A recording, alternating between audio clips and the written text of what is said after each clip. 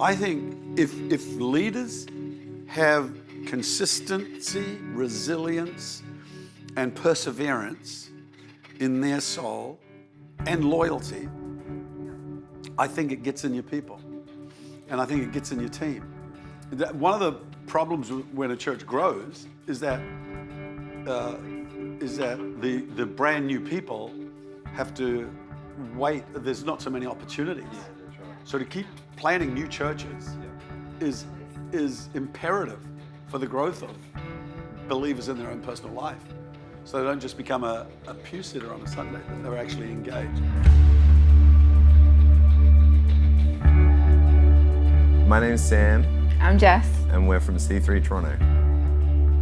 Our story, it started from growing up in church that wasn't like C3, and then finding C3, loving it, attending, then various leadership positions, challenges and stuff along the way, and then now in a senior minister role is you kind of get a bit of a 360-degree view of what's going on. Every one of those times and every season we went through, it tempers preaching and it tempers leadership and it puts empathy in what you're doing because you were there. What you're calling people to or from, you were there in those stories. I love that people believed in me, this country boy, was not C3 culture when I first landed in 2003, to now having the privilege of leading one of the churches in the movement, and that there must be people in our congregation that are the same, that one day they'll be leading churches in the movement, one day they'll be worship leaders, one day they'll be connect leaders, but today they just got saved, or today they just walked in, or I'm shaking their hand for the first time. And just to remember that there's a journey of belief and encouragement and empowerment that people invested in me. So obviously we have to pass that on, for sure. When I started going to church, kind of figuring it all out at about 14, I definitely didn't have the dream and desire to become a church planner or to be a senior minister or anything in those days. So I think having gone through this journey of just being an attender, not wanting to do much, to being a connect leader, to serving on team, and kind of going through this journey and now being a lead pastor, I think it's changed my opinion because the people that I could write off in a crowd could be me not wanting to have anything to do with ministry kind of, 15 years ago. So I think I probably would believe in people more now and believe that they could eventually step into their calling with God that they might be denying now. So when I joined in C3, C3 or any other churches I went to, I never saw myself joining be in the leadership team or take part in the service. It surprised me when Pastor Mike asked me, okay, after a few months in church, he's asked us to lead Connect, and then he's asked me to do offering. In a way, it has helped me a lot. It has built my confidence. It has actually opened up my eyes to really see and believe and acknowledge that there is a God of impossibility. A key difference between being on a team and leading teams and leading the church, I think, would have at its core ownership. And I think as leaders, we're trying to always inspire people to take ownership for the vision, for the house, for the things that the roles that they occupy. But I think when you don't have that sense of ownership, you can bring the critique and use words like the church and the pastors. And when you start to understand that the church is us, it is our community, it is our family, it is our beautiful pastors, it is our team, it's our brothers and sisters, you can't bring the kind of critique, or you can't bring that criticism, or you can't harbour offence when it's your people, when it's your family, when it's your business, when it's your house. And I think that sense of ownership and the love that pours out of that, I think that has been for me my own journey of loving and pouring out and wanting to serve and wanting to build and wanting to invest and wanting to deal with offense and wanting to deal with challenges as they come up and work through relationship issues and see the positive and stay faith-filled.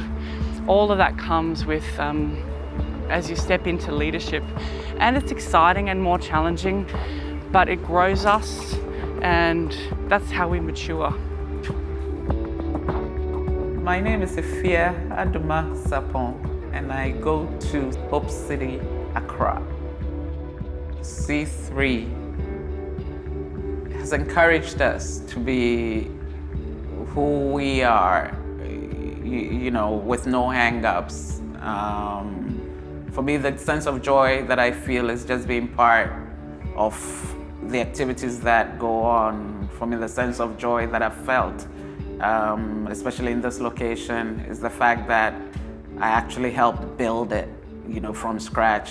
We had the dream and we had the vision to do something in 3 weeks, and we managed to do that. And for me, it changed my whole outlook on what I do as work. It has been the most joyous experience for me, and to sit here every day and to see how many people walk in and to see the impact that it makes on everybody's life, I don't think that anything can top that in terms of what I feel or what I felt.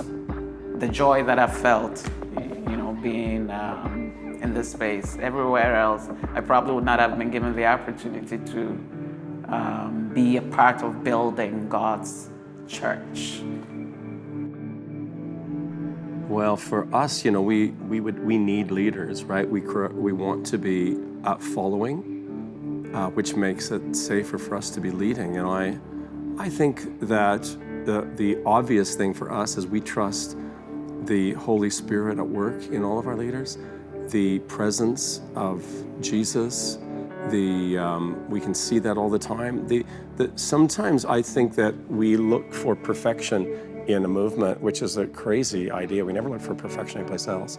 And we drop those expectations and we look for realness. So I'd rather be in a movement where people were real, not always right.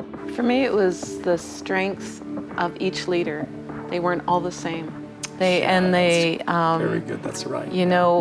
Their relationships were all unique, and their strengths were all unique, and yet they functioned and they still function so well as a team. The uniqueness and the authenticity of that, let me add to that, because to see Pastor Phil, this personality type, and Pastor Simon, they're so different, and yet look at them in the same room, relating, honoring, loving, ministering. So good. That was incredibly inspiring for us. I think C3 is thriving for a number of reasons. Our leaders are genuine God seekers and empowerers of people. So I love that Pastor Phil is a prayer, and he's led that, and that depth of culture of prayer runs right around the world. So I think that's kept us in great stead.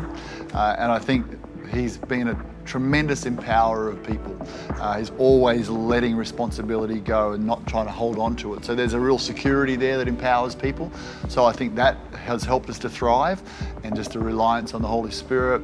Fun, there's so many things I reckon that make us thrive. I think a deep commitment to win the lost is part of the movement, not just growing old and being irrelevant. We're here to reach generation after generation. I think that C3 is full of life, and people come into a C3 church, they feel this is alive, there's something here that I want in my life, and I just feel a sense of peace, a sense of love, a sense of joy and friendliness, and that is in the people. And ones come in and they want that, they embrace that, and so that's why there's this increase of people coming in, because there's such an embracing church. If you know anything about a traditional Orthodox church setting, it's not one that you would expect to go to and have fun. And that was what I was used to. Yes, we would have a laugh here and about, but that's usually at the insistence or at the initiative of the preacher.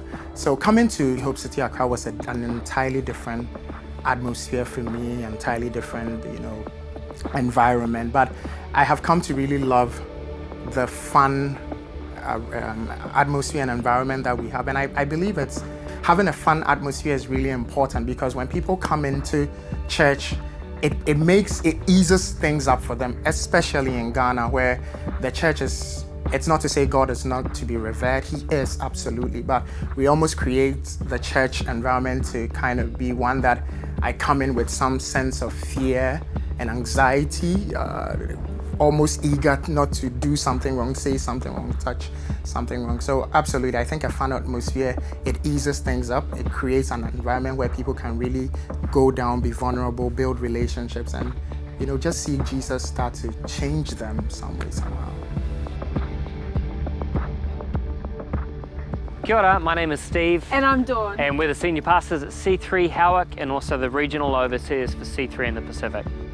I think that fun is a culture that has been set from the top, and I think Pastor Chris in particular has been incredible in making sure that we never become people who take ourselves too seriously.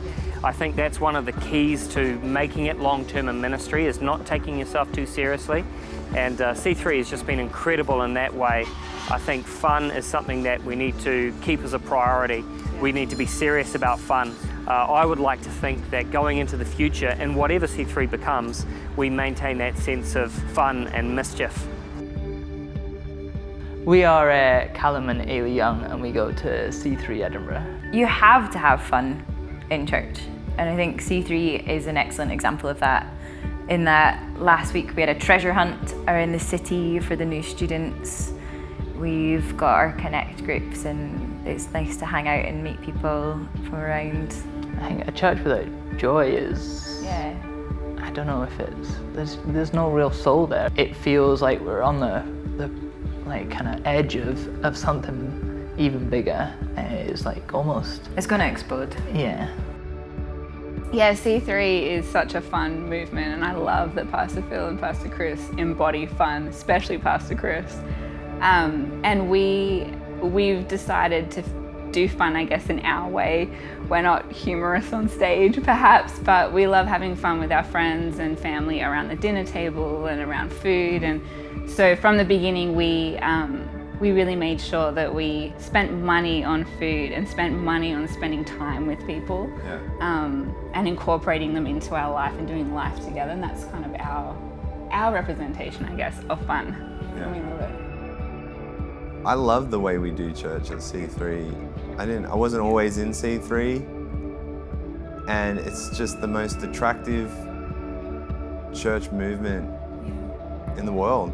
Like, the way we believe, the way we outwork our beliefs in the Bible, the way we worship, the way we move in the Spirit, the miracles that are happening, and the family and the camaraderie and the relationships, everything, just the way we do it, I just love it.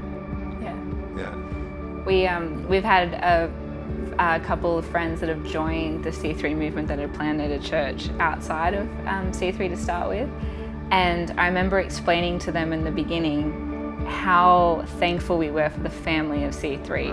And I remember the look on their face that they were so confused by it, because they didn't even have this framework for what that could look like. They didn't even believe that existed from the church experiences that they'd had. And so we brought them along to conferences, and we brought them along when we'd have guest speakers in town. And when they turned to us, I think probably about a year ago, and it was like they finally got it. They looked at us and they said, we understand now. Yeah. We get what you mean by family. Yeah. And it's such a hard thing to explain, but to experience it.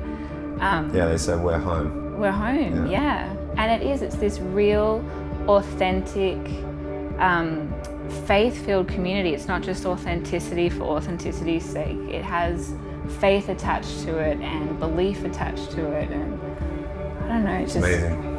It feels like home.